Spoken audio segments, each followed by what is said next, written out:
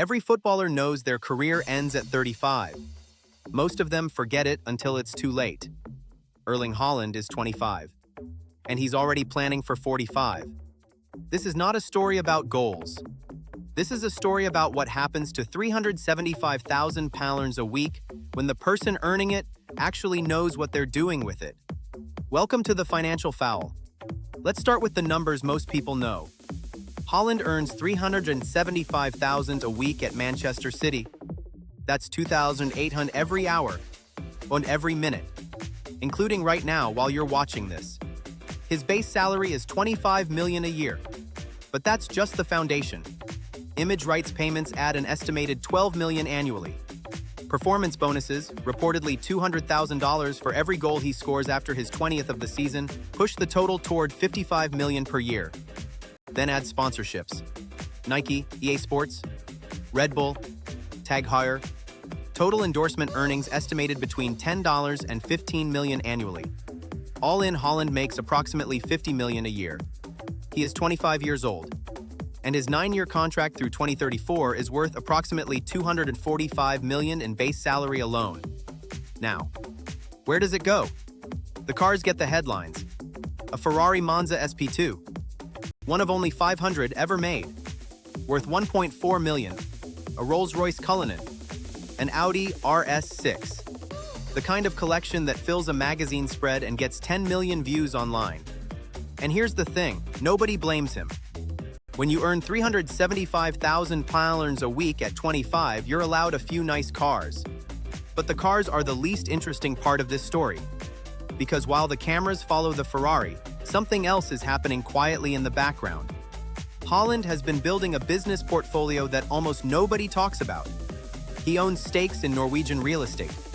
He's invested in biopharmaceuticals. He purchased 600,000 shares in Oslo-based Maritime and Merchant Bank, a Norwegian shipping bank that most football fans couldn't find on a map. Hair care, water bottles, a brand called Aquafigure that he grew up drinking from and sent to 1,000 children in his hometown in Norway. 175 boxes of football kit distributed to every club in the Time municipality. Each package worth 1,500 kroner. Not a huge sum relative to what he earns. But it tells you something about how he thinks. Money flows back to where it came from. And then, chess. Most recently, Haaland co-founded Chessmates, becoming a strategic investor in Norway Chess and the Total Chess World Championship Tour. A new global chess circuit launching in 2027 with a minimum annual prize pool of 2.7 million. Chess. From the man who scores goals for a living. Chess is an incredible game, he said. You have to think quickly, trust your instincts, and think several moves ahead. Strategy and planning are everything. He wasn't just talking about chess. Here's what makes Haaland genuinely different from most footballers. It's not the money he earns. Plenty of players earn similar amounts. It's when he started thinking about it.